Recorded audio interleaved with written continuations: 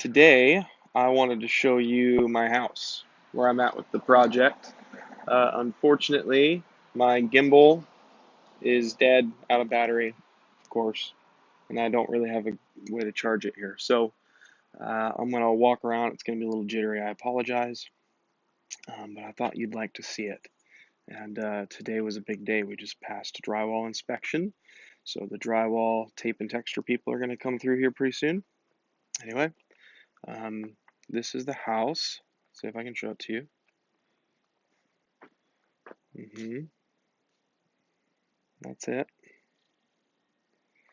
And let's take a walk through and we'll talk about what we learned a week and a half ago. And a little bit about the house because, yeah, why not? All right, so this is the house. And as you can see, there's drywall on the walls. The ceiling's supposed to look like that, open beams and wood and open beam stairs. No guardrail yet, but yeah, it's coming along. So I'm just going to walk around into the different rooms and we'll just talk about what we learned a little while back. So we were studying through the prophets and specifically the ones right after the fall of Israel, or of Judah, sorry, Jerusalem. And so Jerusalem was destroyed and the people were taken away into Babylon. And basically, some people were left there, not many. One of them that was left there was actually the prophet Jeremiah. So Jeremiah was there, and he wrote the book of Lamentations, which we read. Lamentations is uh, it's a great book. It's a really hard book because it's full of human sorrow and grief.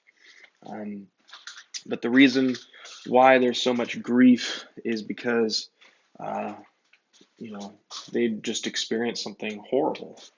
Their city was destroyed, and God's city, God's temple, God's people were obliterated. So, and they understood that that was because of their own sin, and so they had a lot to lament. And so they wrote the book. Now, what I love about that book is it gives a sense of human dignity to um, to suffering and to sorrow, because God made room for this, um, in His Bible. Like the entire thing's human beings crying out to God in their pain and their agony. And so I appreciate that because when we're in pain, when we're in agony, God knows it. He recognizes it. He isn't trying to say, "Hey, you shouldn't be." You should be tougher than that, or you should just suffer in silence. No, He wants us to cry out to Him.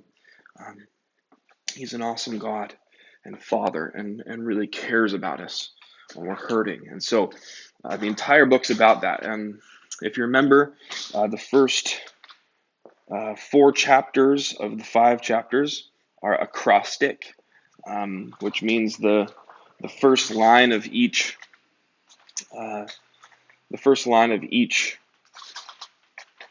poem started with their letter A, the Hebrew letter A, and then it goes through their alphabet, which is 22 letters long.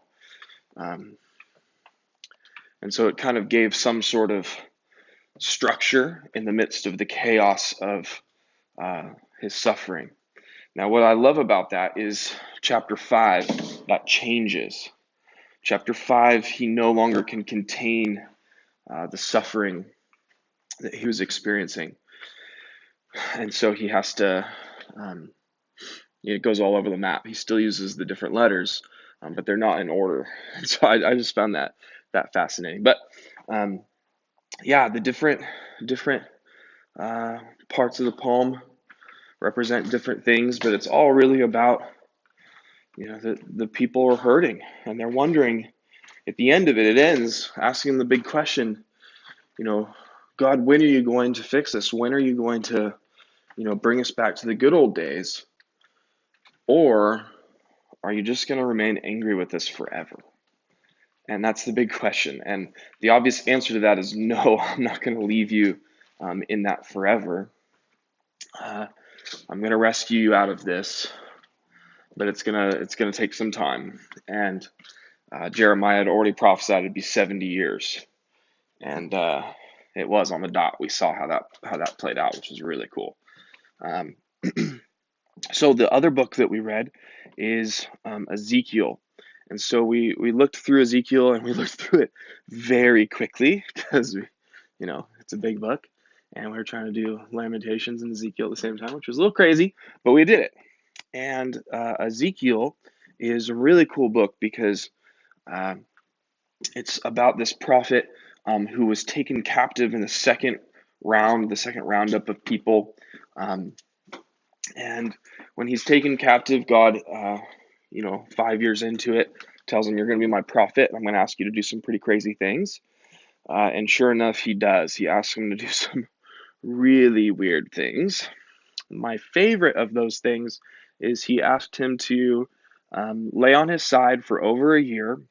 And while you're laying on your side, you're going to eat food. You're going to eat bread that's been baked, it's been made, it's been cooked over poop. Yes, not making that up. Chapter 4, check it out. Um, it gives a whole new meaning to the thing that was a big deal a little while ago, called Ezekiel bread. Yeah, poop.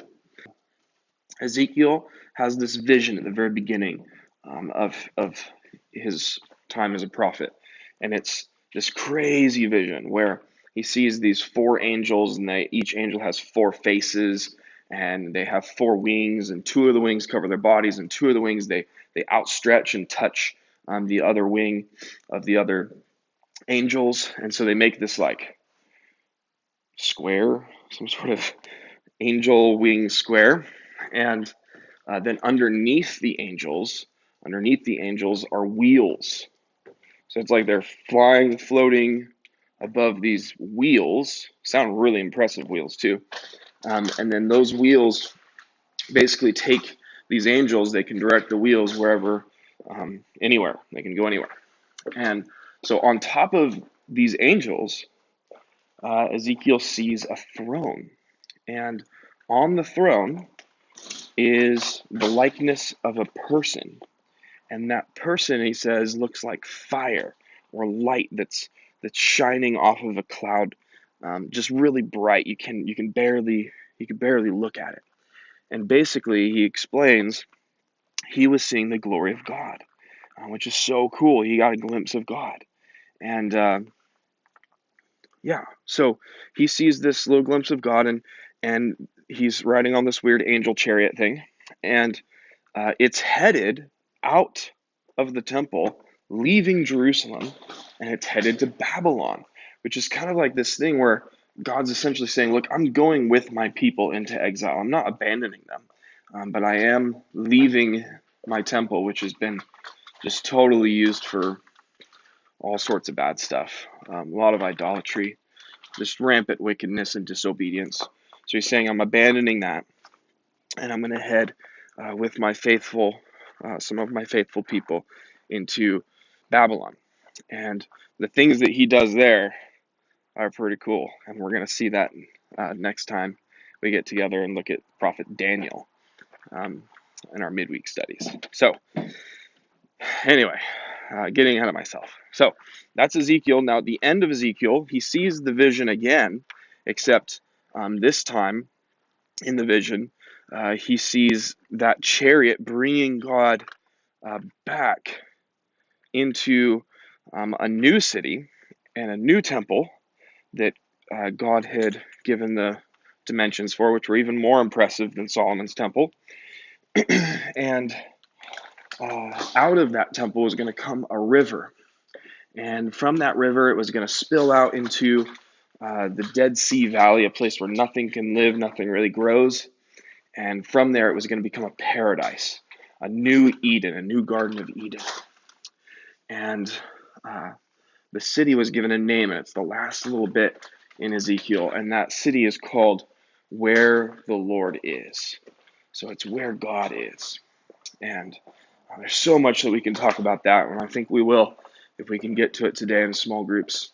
Um, but just really cool stuff. Love the prophecies in Ezekiel. Ezekiel is actually the book where if you asked me point blank, what is the hardest book to read in the Bible, I would say Ezekiel.